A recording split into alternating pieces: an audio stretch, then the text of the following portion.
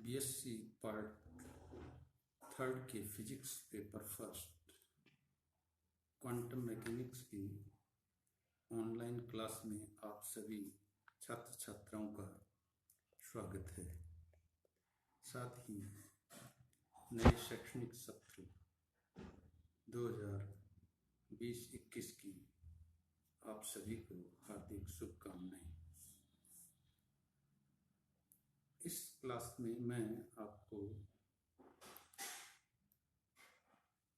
Physics paper first quantum mechanics पढ़ाऊंगा, जिसका syllabus पहले ही आपको व्हाट्सएप ग्रुप पर शेयर किया जा चुका है। सर्वप्रथम इस प्रथम क्लास में मैं आपको ये जानने का प्रयास करूँगा कि किस प्रकार क्वांटम मैकेनिक्स का विकास हुआ। यानी आज का टॉपिक है क्वांटम सिद्धांत का विकास, डेवलपमेंट ऑफ क्वांटम थ्योरी। 19वीं शताब्दी के अंत तक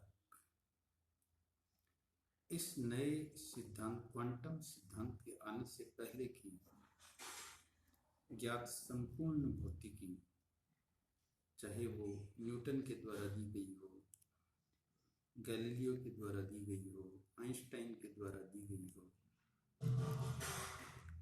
वो समस्त भौतिकी चिरसम्मत भौतिकी कहलाती है। 19वीं शताब्दी के अंत में तथा 20वीं शताब्दी के प्रथम चतुर्थांश में अनेक प्रयोगात्मक तथ्य,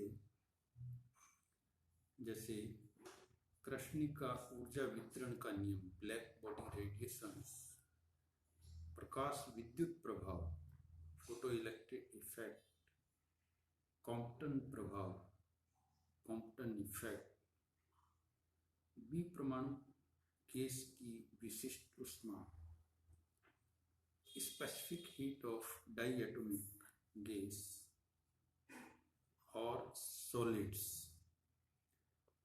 आदि ऐसे कुछ प्रायोगिक तथ्य थे जिनको समझाने के लिए चिरसम्मत भौतिकी के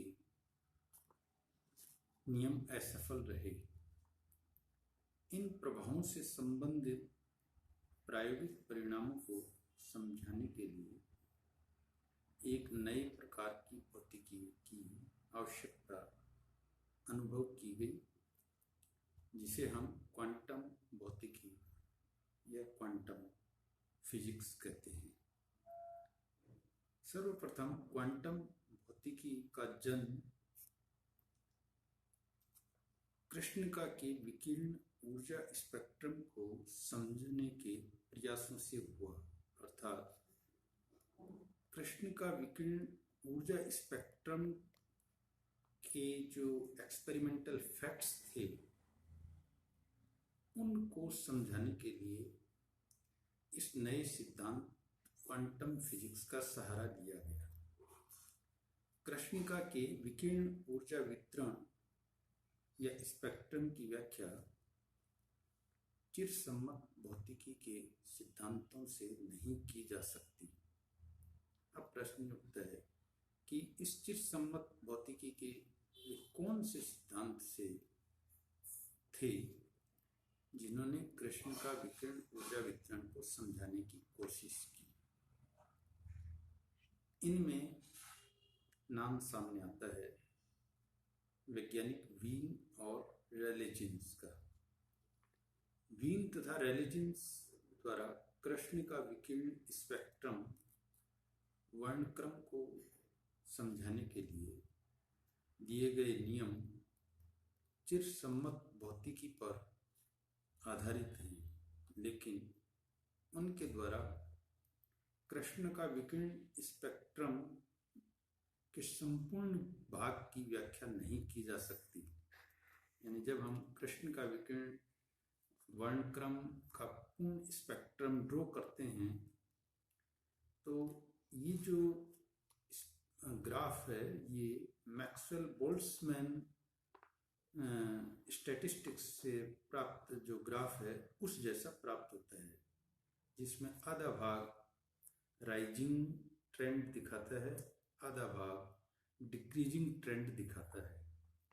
तो इस पूरे स्पेक्ट्रम की दोनों ही ट्रेंड्स, राइजिंग और डिक्रीजिंग, इन दोनों को जिस सम्मत भौतिकी थी वो समझाने में असफल रही।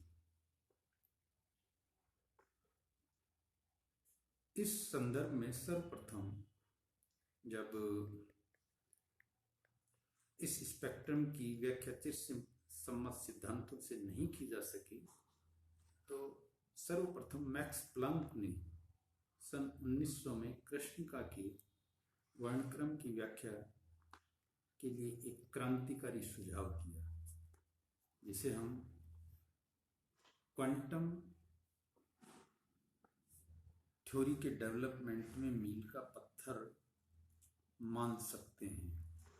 ये बहुत ही क्रांतिकारी सिद्धांत था। प्लांक के अनुसार कृष्णिका द्वारा ऊर्जा का जो अवशोषण है अथवा उत्सर्जन है वो कृष्णिका में उपस्थित दोलकों की ऊर्जा परिवर्तन के कारण होता है। अर्थात प्लांक के द्वारा ये माना गया कि कृष्णिका जिन जैसी भी है उनमें जो सारे अणु हैं वो ऑसिलेटर्स की भांति व्यवहार करते हैं और ये ऑसिलेटर आपस में ऊर्जा का कंटिन्यूस सतत आदान प्रदान करते हैं। अर्थात कृष्णिका में उपस्थित दोलकों की ऊर्जा परिवर्तन के कारण होता है, जो सतत होने की अपेक्षा एक निश्चित मात्रा के गुणजों, मल्टीप्लायर्स, एक फिक्स क्वांटिटी है उसके मल्टीपल्स होने चाहिए। उसका 1 गुना हो सकता है, 2 गुना हो सकता है, 3 गुना हो सकता है। ये इस तरीके से निश्चित मात्रा के जो गुणज हैं उनके बराबर परिवर्तित होती है। अर्थात ऊर्जा में परिवर्तन ऊर्जा की एक न्यूनतम मात्रा h न्यू के पूर्णांक गुणज के बराबर होता है। अर्थात इसका मान h न्यू हो सकता है, 2h न्यू हो सकता है, 3h न्यू हो सकता है, लेकिन इन किन्हीं भी दो मानों के बीच, जैसे h न्यू और 2h न्यू के बीच का मान जो कि पूर्णांक नहीं है वो नहीं हो सकता। यहाँ h एक नियतांक है। इसे चूंकि ये सिद्धांत प्लांक के द्वारा दिया गया था इसलिए इसे प्लांक नियतांक या प्लांक कांस्टेंट कहते हैं। और न्यू दोलक की आवृत्ति है। ऑसिलेटर जो भी डिफरेंट ऑसिलेटर्स हैं एटम्स कृष्णिका के, वो चूंकि दोलकों की भांति व्यवहार करते हैं तो उनकी जो आवृत्ति है उसको यहाँ न्यू माना गया है। यह विकिरण का क्वांटम सिद्धांत यानी क्वांटम थ्योरी ऑफ रेडिएशन कहलाता है। यह एक नए प्रकार का क्रांतिकारी सिद्धांत था जिसके अनुसार भौतिक राशियों जैसे कि ऊर्जा या संवेग आदि का मान सतत नहीं होकर एक निश्चित मात्रा के गुणांकों के रूप में होता है, या हम इसे यूं कह सकते हैं कि ये मान सतत नहीं होकर क्वांटीकृत अथवा विविक्त डिस्क्रीट होते हैं। इस सिद्धांत जिसमें ऊर्जा को विविक्त माना गया है से कृष्णिका स्पेक्ट्रम ही नहीं बल्कि बाकी जो प्रायोगिक प्रभाव मैंने ऊपर आपको बताए हैं, चाहे प्रकाश विद्युत प्रभाव हो, क्वांटम प्रभाव हो, या द्विपरमाणु गैसों की या ठोस की विशिष्ट ऊष्मा हो, आदि के जो प्रयोगात्मक तथ्य थे उनको भी सफलतापूर्वक समझाया जा सकता है, जिससे प्लांक के क्वांटम सिद्धांत को बहुत ही ठोस आधार मिला।